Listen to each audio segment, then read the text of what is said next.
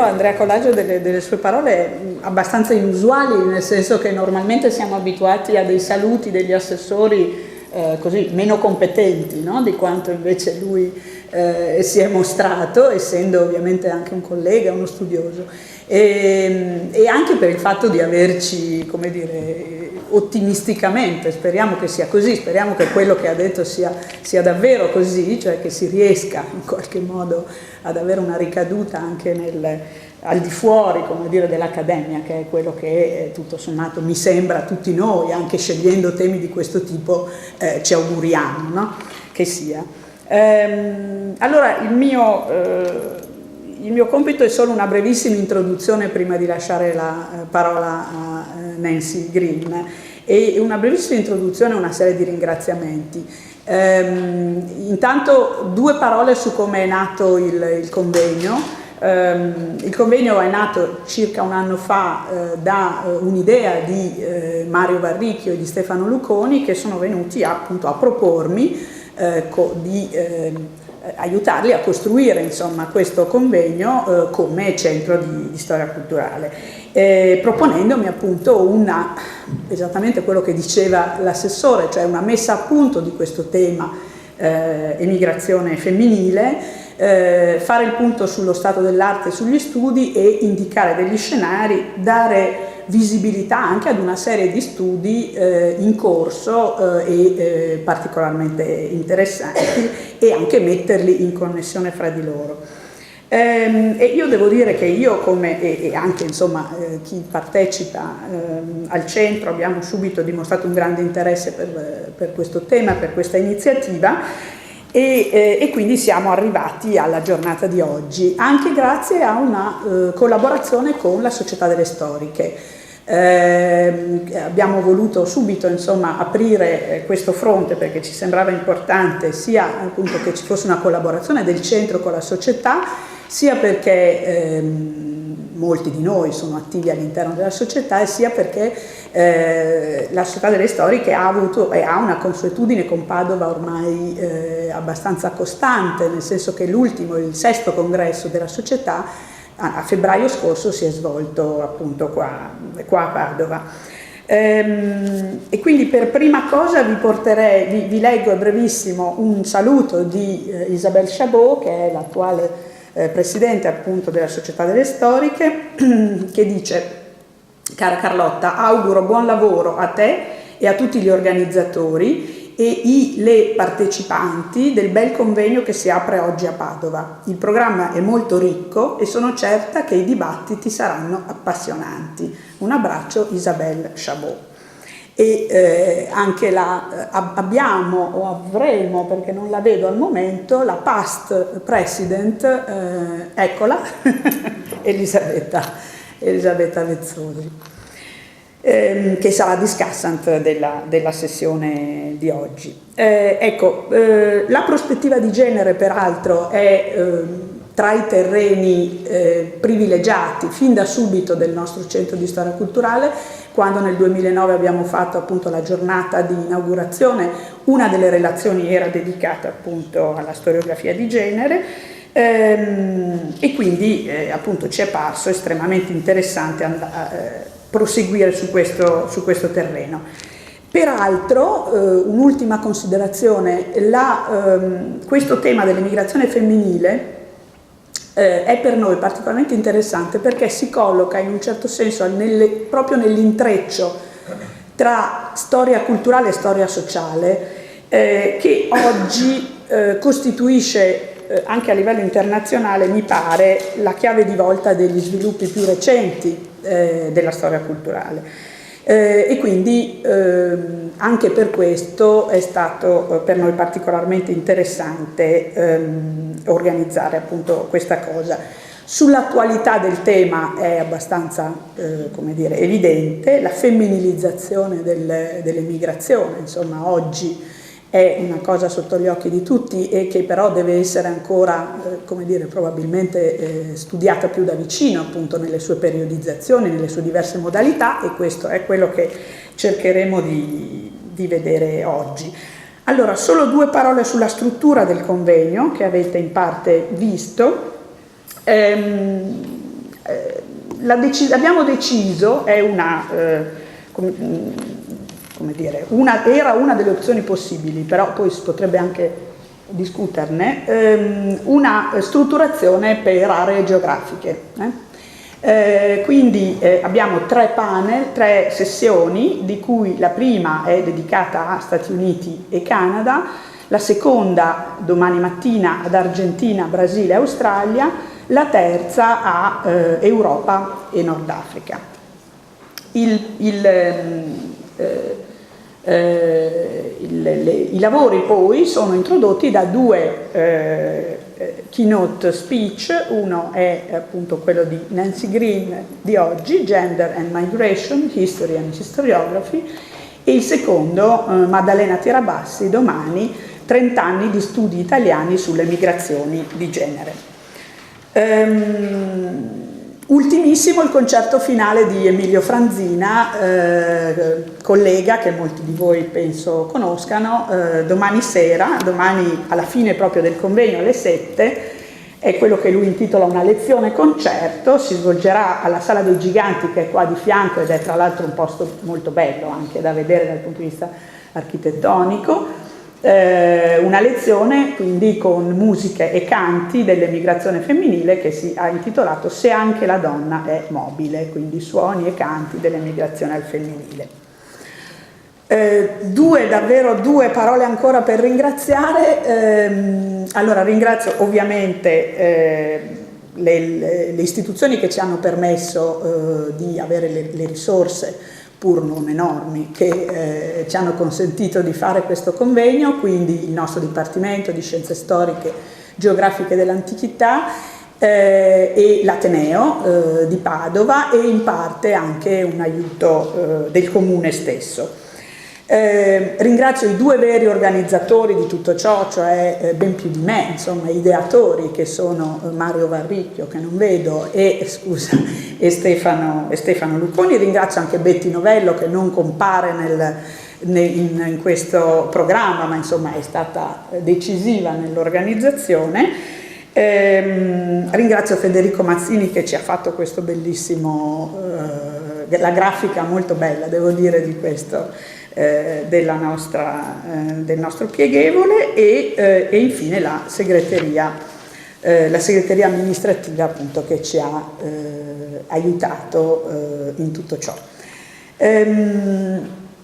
Io ho parlato in italiano perché doveva esserci l'assessore alla cultura e quindi insomma mi sembrava che dovessi fare questo, ma now I'm very really it's a real pleasure to have as a keynote speaker today of our conference Professor Nancy Green. Many of you knows her very well, or at least her studies. She is directrice d'études à l'école des hautes études de sciences sociales, en sciences sociales de Paris. She's a very known specialist of migration history in his comparative dimension overall, and also of gender and migration. I read a recent contribution, the title is L'attente, une expérience genrée, 2013. But his main publications, I just read the title, Ready to Wear and Ready to Work, A Century of Industry and Immigrants in Paris and New York, 1997, Repenser l'émigration, 2002, with François Weil, volume collective Citizenship and Those Who Leave, 2007, and also Histoire de l'immigration et questions coloniales en France, 2008, and then forthcoming in next year, I think, she's just making the index, I guess. A new book, the title is The Other Americans in Paris, Businessmen, Countess, Wayward Youth, 1880-1941. Will appear in the spring of 2014. Thank you, Nancy, and here is.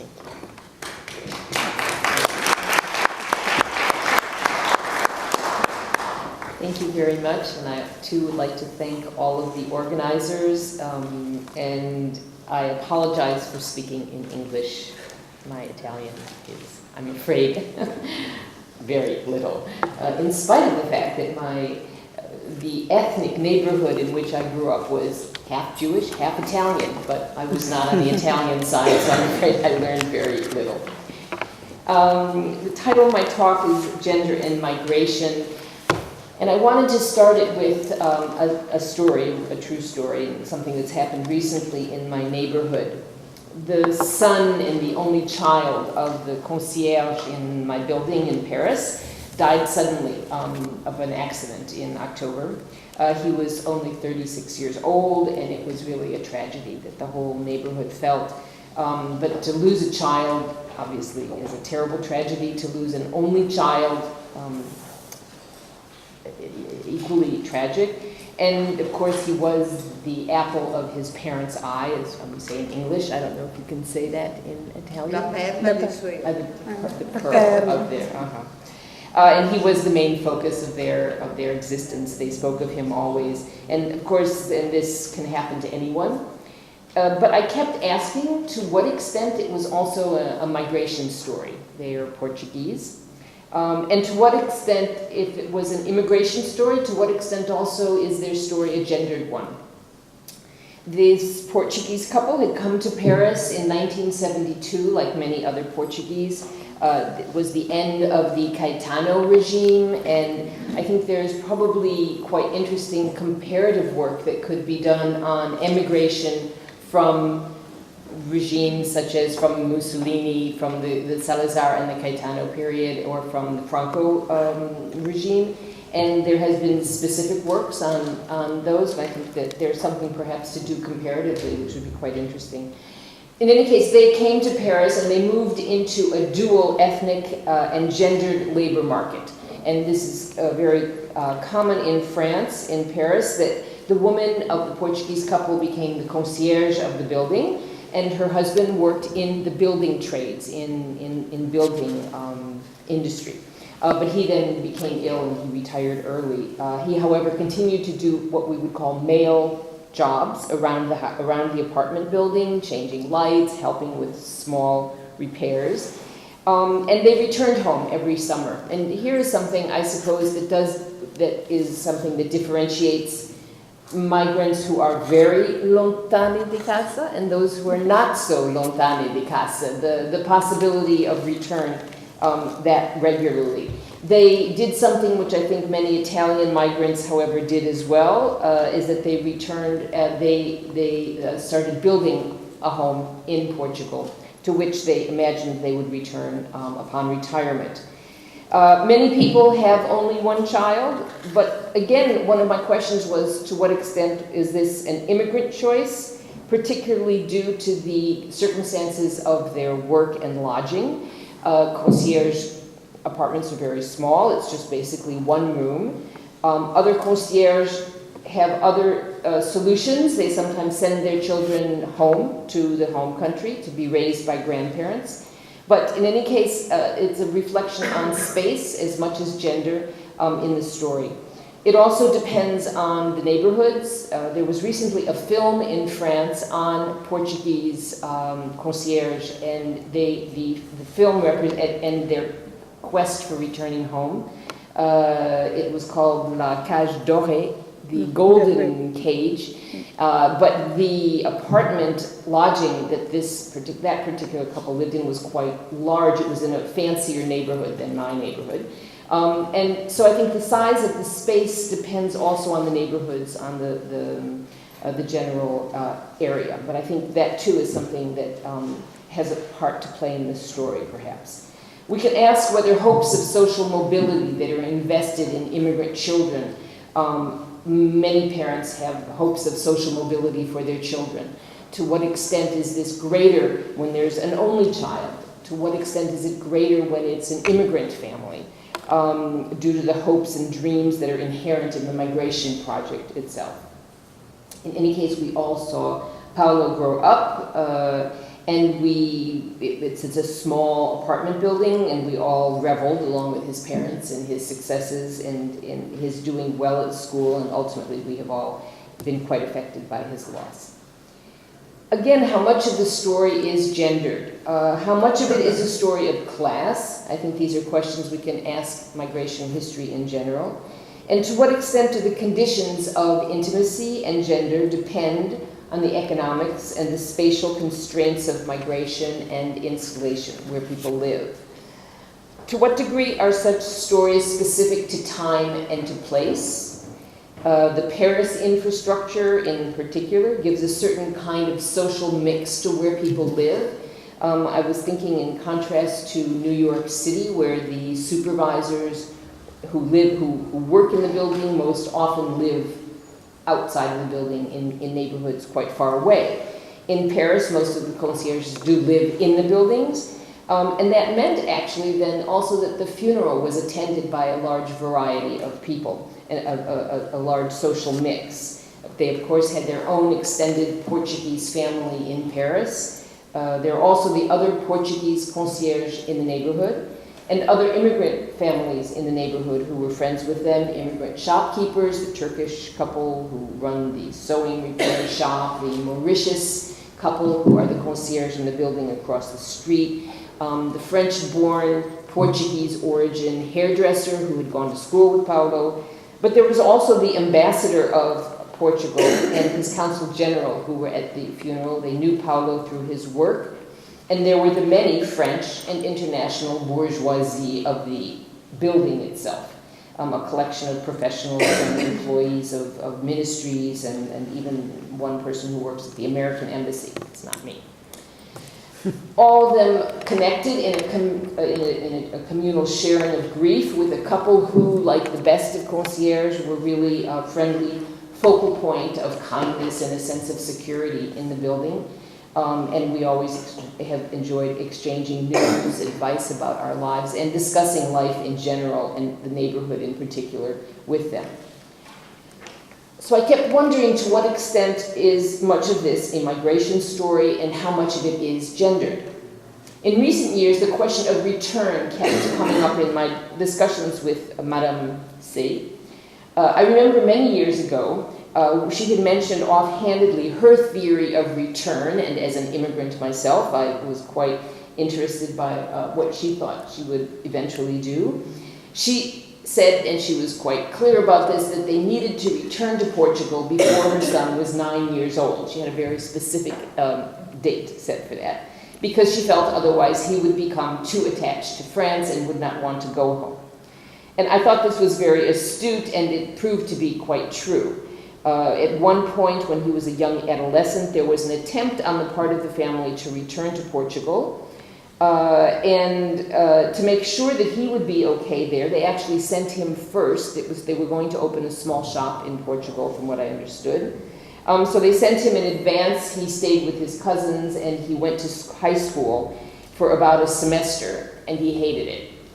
He came back to Paris, and the shop plan seemed to have disappeared. It had perhaps been too late. He must have been already maybe 12, 13 at the time. And so now one could say they were stuck with him in Paris. He grew up, he did well in school. He went to work for a Franco-Portuguese bank in Paris, and his bilingualism did him well. He was able to buy an apartment on the outskirts of Paris, where now he could host his parents in larger space. And in the last couple of years, he had changed jobs from the bank to setting up his own business, which is a great symbol of the intermediary role, perhaps, of the second generation. He set up a Portuguese-French website, which gives information on both Portuguese and France, news about Portugal. And it, of course, is the way in which now we can visualize immigrant networks very clearly on the web. This is a great example. And he remained an intermediary between the land of his birth, which he loved, and the land of his parents' birth, which he also loved. This did not, however, settle the issue of return, and it remained largely gendered. In recent conversations with them, and particularly with Madame C, as retirement neared, I gathered that there was a disagreement between herself and her husband, that her husband wanted to return to Portugal, but she did not. And the reason was her son. As long as her son was in Paris, she did not want to leave Paris. And the question then is to what extent this is a gendered dilemma that is reenacted by many immigrant families the world over. So we can ask the question, what difference does it make for emigration, for settlement, for eventual retirement, if a migrant is a man or a woman? Maybe there is no difference. Maybe there are other things that make the difference. It could be class, it could be national origin, it could be the period of migration, which has an impact whether one migrates in 1900 or in the year closer to the year 2000. Individual choices, family traditions, political or social constraints may be as much or more pertinent for understanding many facets of the migration experience. But even so, I think gender is a question we need to ask, and as more and more attention is being given to gender and migration, it is still worth asking some basic questions about how gender has an impact on migration, how it may be constructed through migration, and how migration has an impact on gender roles.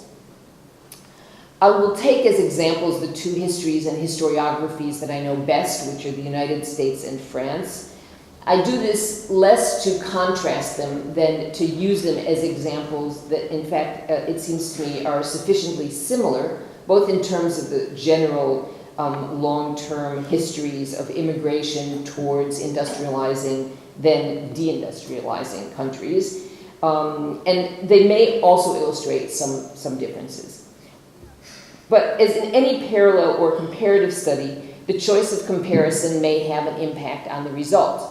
So to compare, as you will in the next couple of days, Argentina, Australia, perhaps Canada, or one could study migration and gender within the Pacific Ocean system of migration, for example, completely different. Each choice of comparison may give different results. But I would like to use these two cases in order to think about and to organize some issues along three lines and offer then a sort of synthesis of some of the questions that come out of the very fruitful literature that has been written on gender and migration in the last few decades.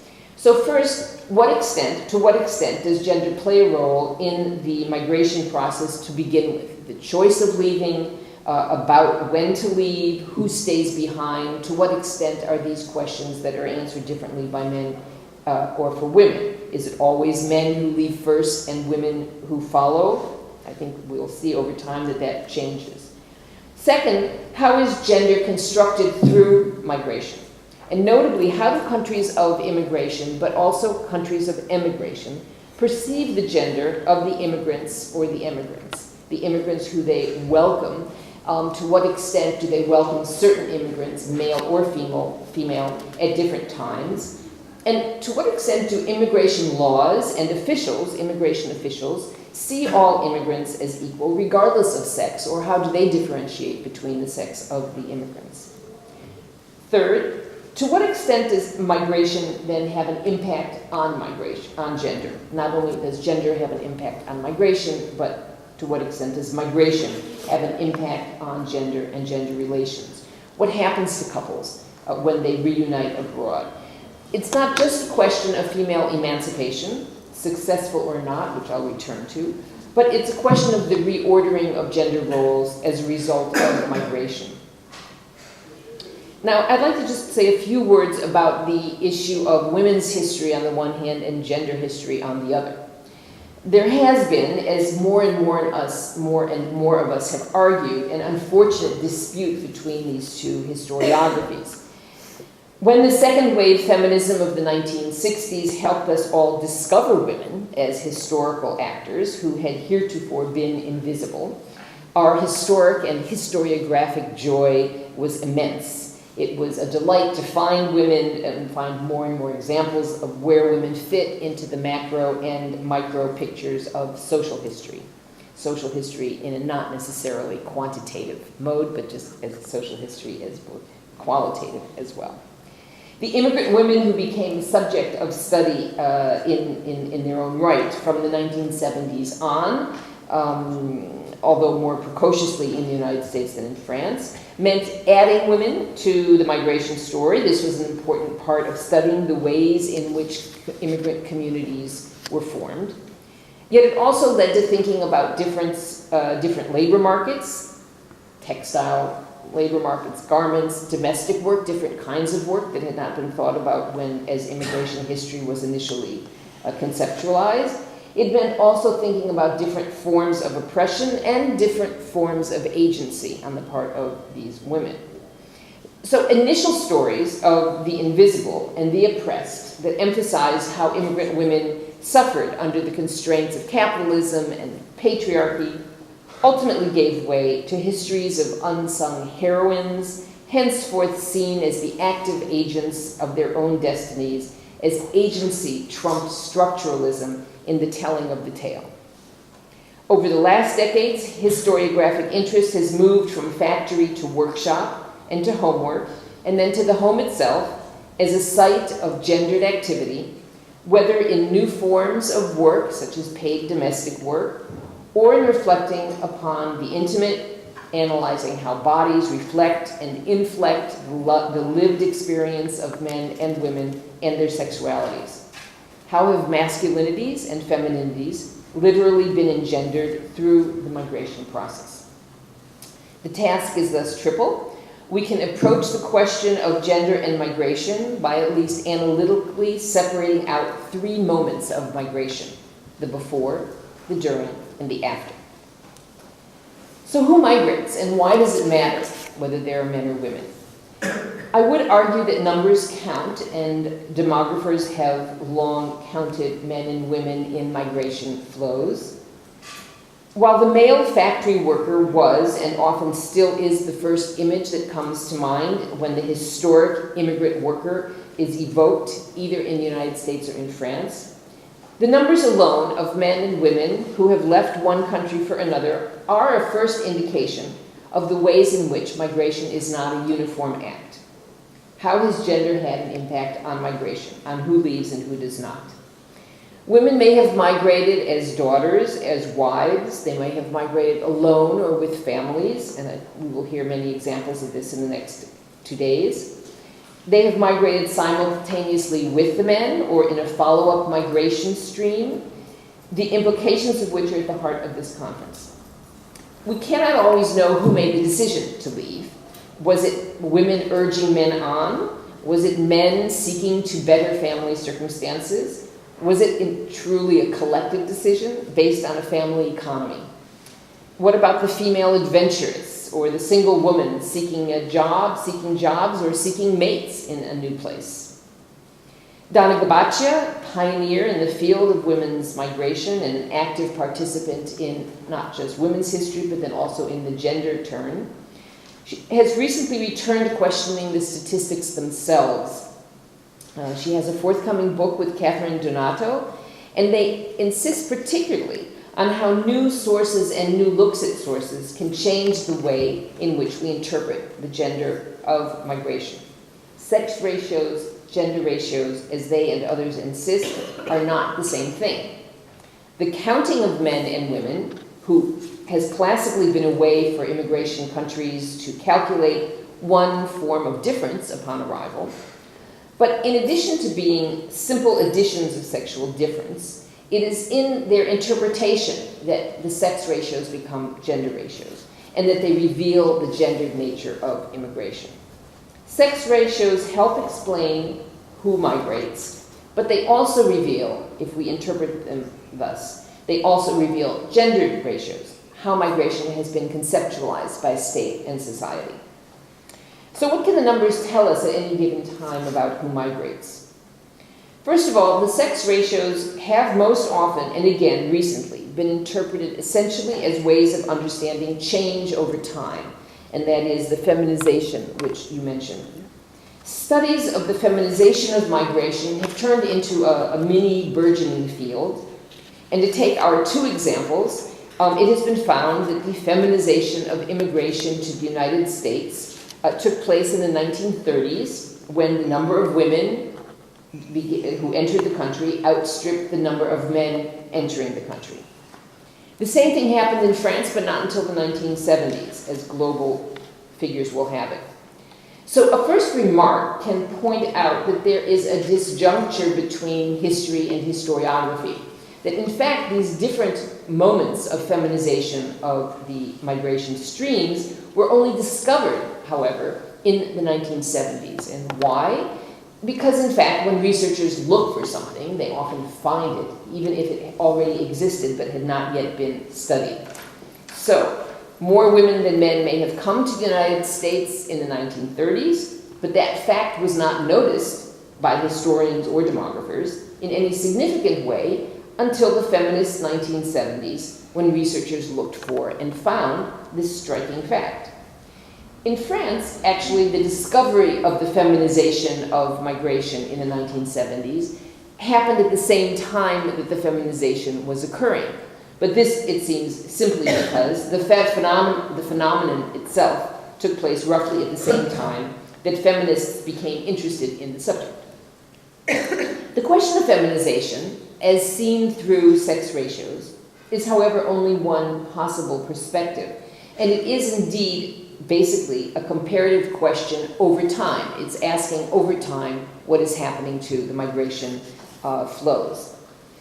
But the questions of change over time and the proportions of foreign-born men and women present at any given time should not mask the minority figures. That is, that we have been asking the question in the feminization literature about at what point do women become more important than men, or more than 50% of the migration flows. Yet, in fact, even if the women were in a minority, they were often a significant portion of the migration streams nonetheless. So although the focus has been on majority of men yesterday, and now it looks like a majority of women today, there are various ways in which we can interrogate and question those figures as well. Breaking down overall figures according to national origins, we can see at any moment in time that given any different groups in different places have different proportions of men and women. These statistics also tell us about the conditions of emigration, single migration, family migration. The sex ratios tell us about political constraints, because in fact sometimes they are constructed because of the way in which these states have admitted men and women, sometimes closing borders yet allowing for family reunification. They also tell us about economic opportunities. Men and women move in relation also to those economic opportunities and will be more prevalent given the demands of the labor market. When 60% of immigrants are men, that still means there are 40% women in the migration flow or at any given time, and that's still an important figure, it seems to me. The presence of women implies presence of families, and that is how it has been usually interpreted. This has been then linked to questions about bourgeois norms, bourgeois family norms, but also linked to questions about assimilation. We know that assimilation may take on different forms and different rhythms for men who go out into a multicultural work environment, and it could mean different things for women who stay at home and have a different experience of migration. Women have at times been interpreted as signifiers of settlement, of community formation, and ultimately of assimilation.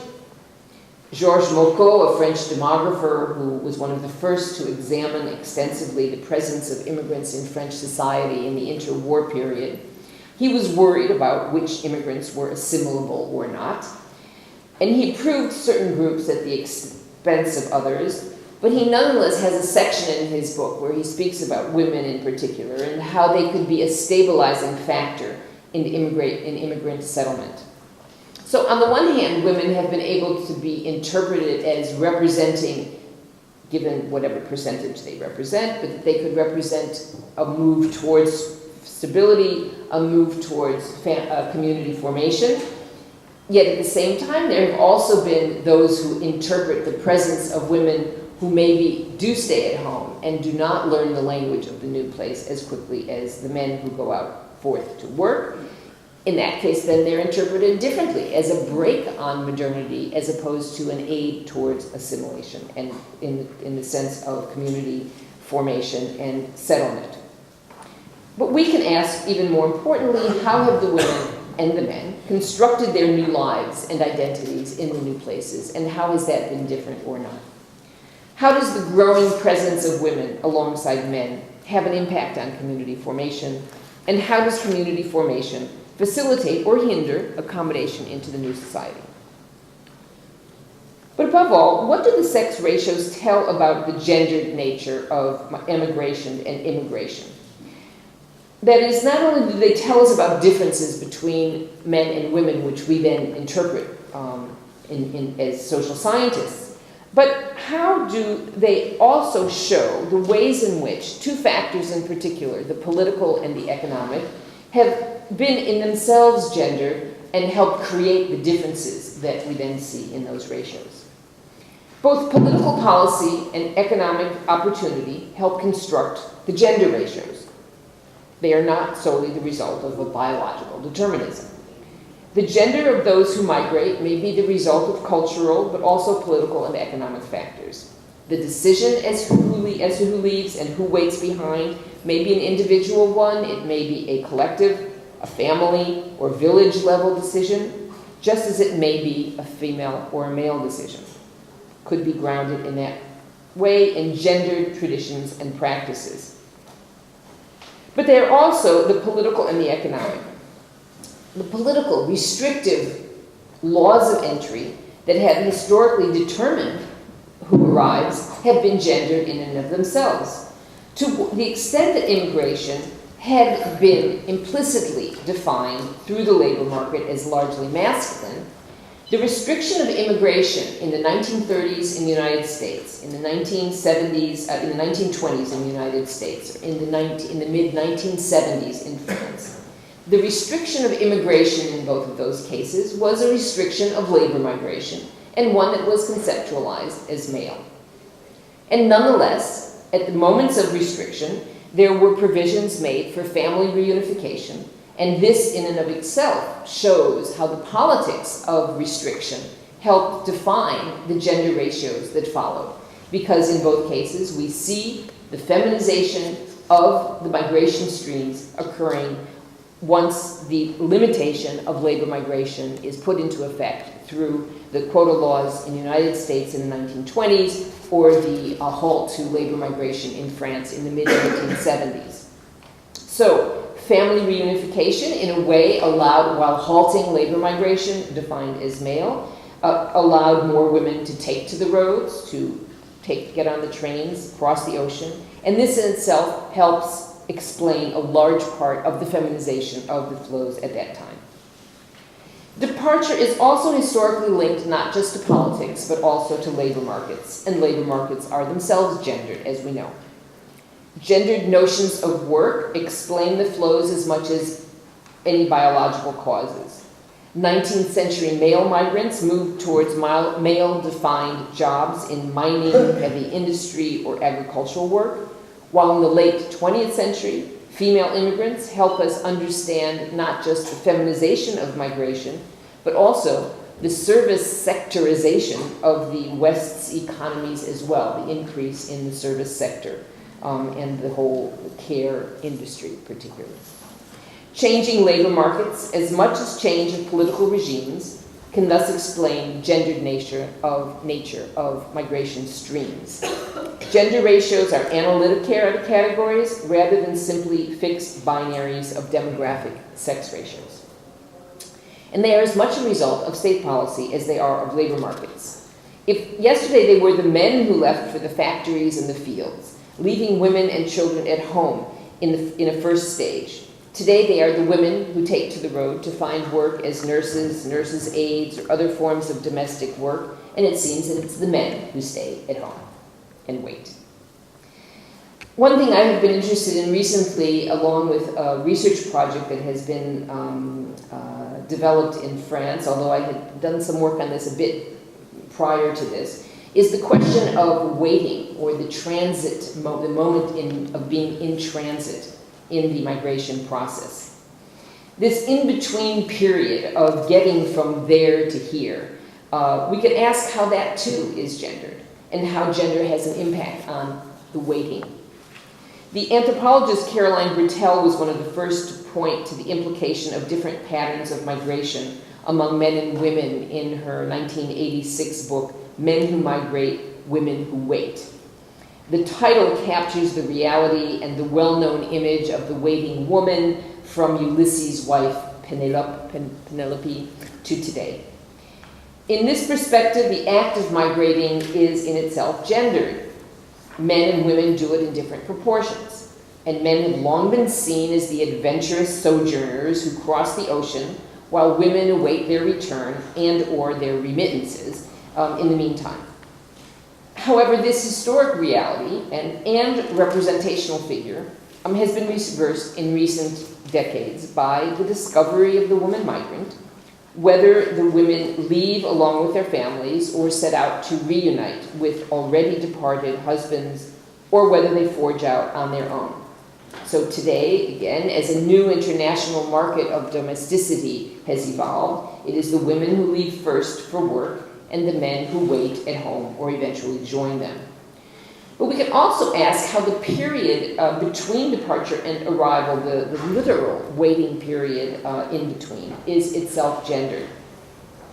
The moments of immobility that occur during mobility is the subject of this research project called Territoire de l'attente in French. I suppose it's, is it attente or espera? Attesa. Okay. And so the question is, what are these moments of waiting during the whole process? Is the route itself experienced differently by men and by women, alone or traveling with family? How do they each maneuver the boats, the airplanes, the waiting rooms, the waiting lines, and the harrowing experience of waiting to know if one will be accepted or rejected at the admittance window? All of these intermediary moments, often forgotten after the trip is completed, are the missing links in the history of migration, of getting from one place to another.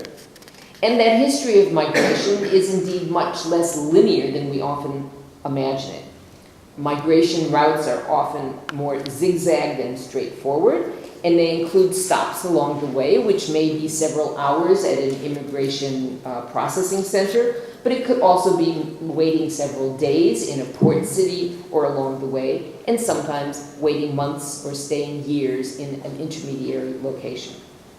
So how have men and women, in the past as today, navigated these spaces of passage, as I'd call them? They are as material as they are metaphorical moments in between one life and another. We need to reinterpret, look again at the sources, the letters, the memoirs, the photographs, see the ways in which the voyage itself may be a classic concentrate of a gendered domestic division of labor. Men lugging the heaviest of the suitcases, at least this is what we imagine. Women making the food, preparing the food, packing the food for the road. If we look again at the photos, we also see the women bent over, carrying heavy bundles, and also, of course, the children en route. One historian who has done a thesis in Paris on well-to-do Armenians from the Caucasus as they migrated to France after 1917, she has said, and I quote her, she said, "The border was the place where the masculine empire began to recede. The reason being that this was where the Armenian women took charge of getting the family jewels across the border, and thus began the moment when their roles within the family and the responsibility within the family would change as emigration turned into immigration." To what extent have immigration welcoming and retention centers been construed explicitly envisaging different proportions of men and women? It has occurred to me, and I think there must be some work that needs to be looked at on this, that places like Ellis Island, the admitting centers in Buenos Aires or Sao Paulo were also places that were constructed with both men and women in mind. I'd love to see the statistics as to what the architects and the people who gave them instructions envisaged in terms of the percentages of dormitories for men and the dormitories for women in those facilities.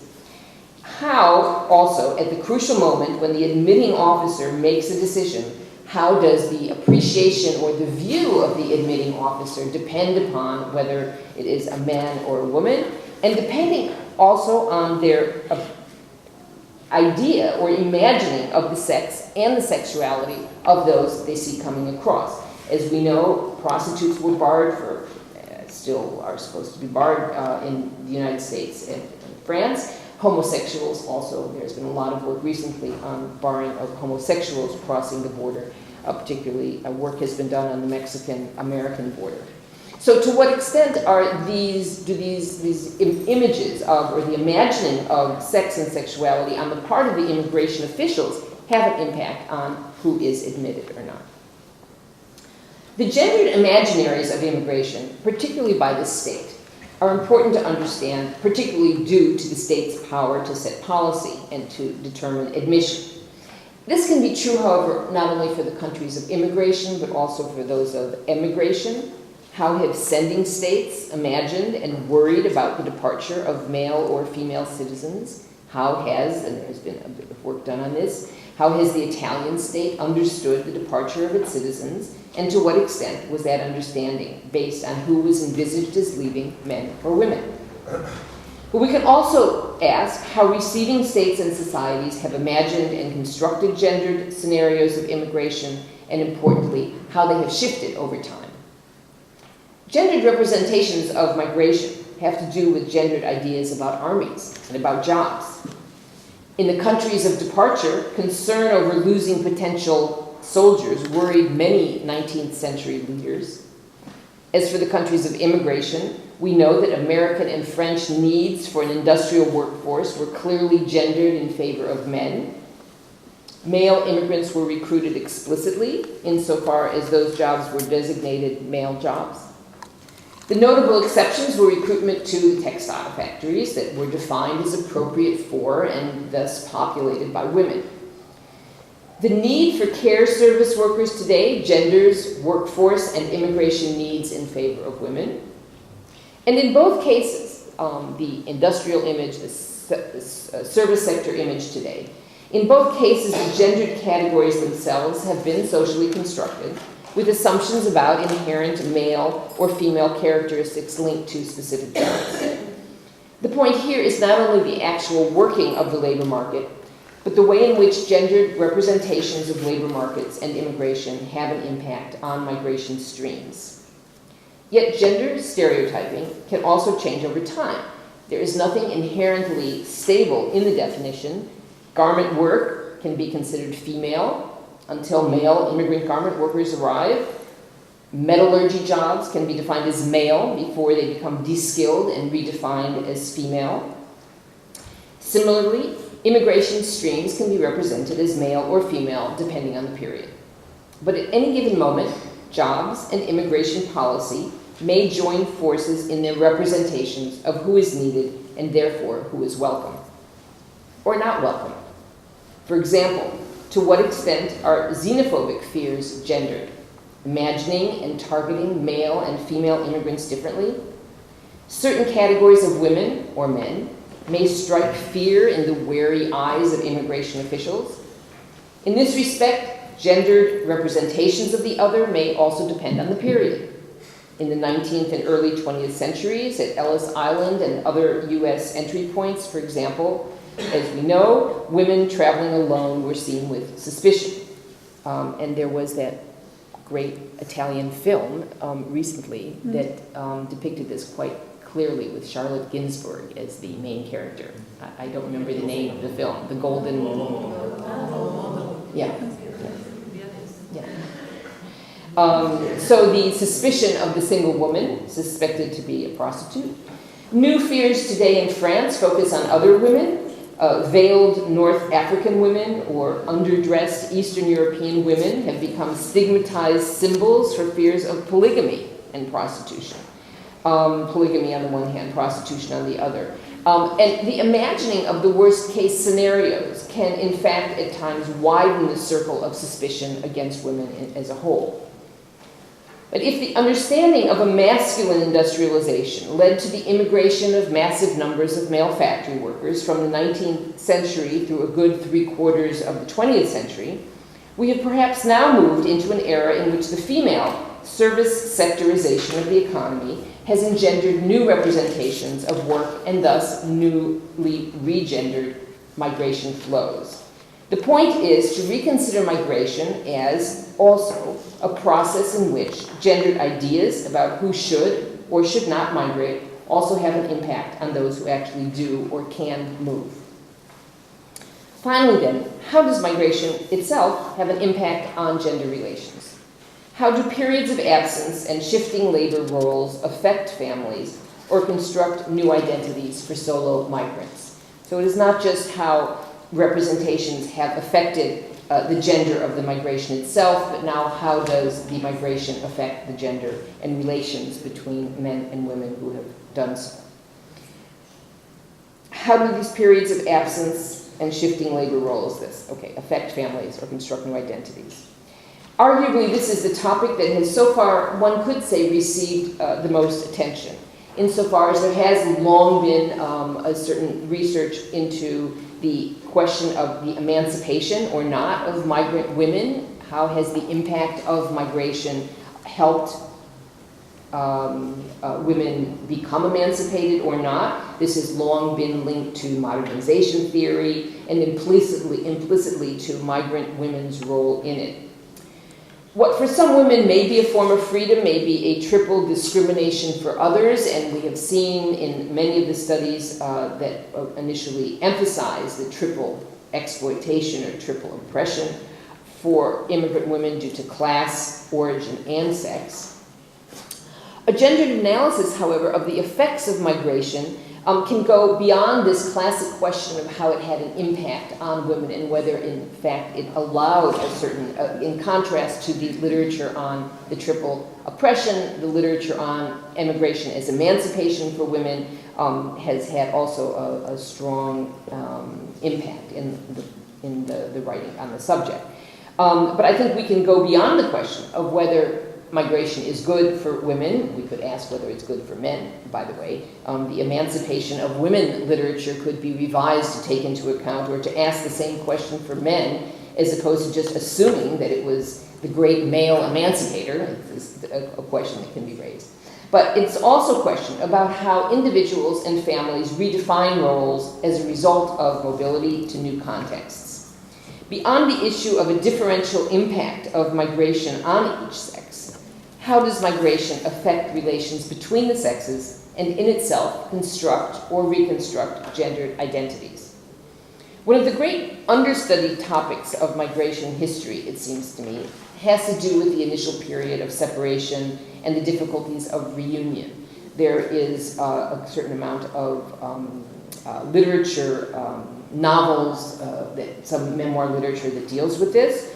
And the letters, I think, are probably the best place where we can find information on this.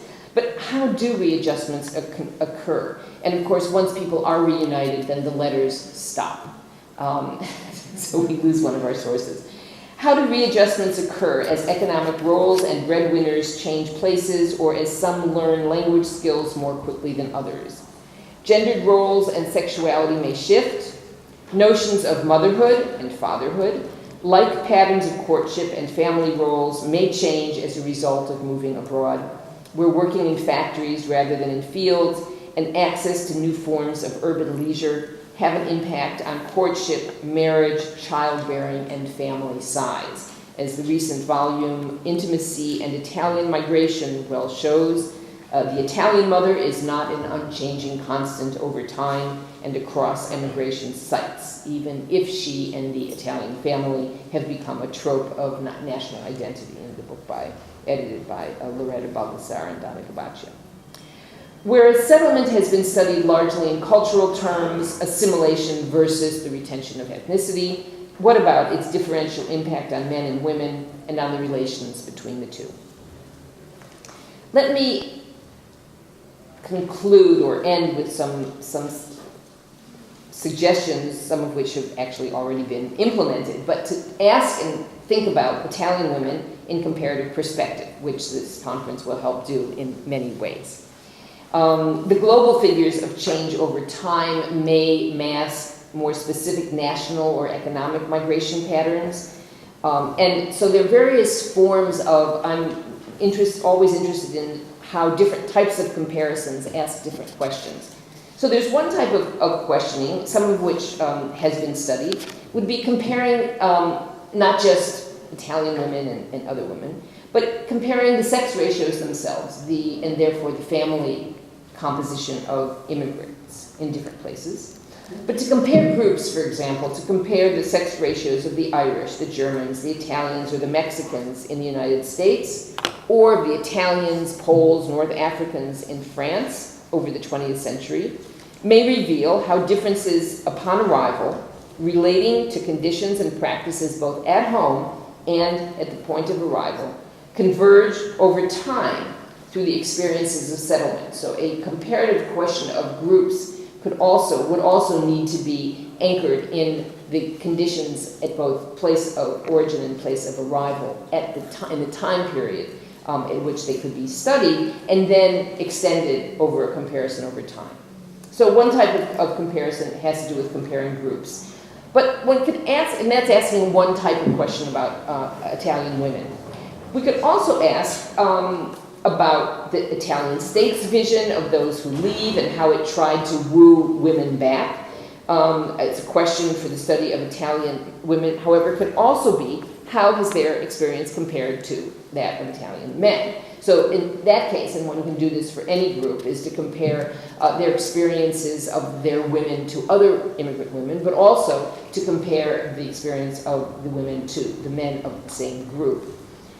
We can also do what I've called a divergent comparison, or which Samuel Bailey has talked about as a comparison outward, to ask how do and how have, let's say, Italian women and Italian men had different experiences depending on emigration to France, to the United States, to South America. Again, questions which I think will be in part answered in the next couple of days.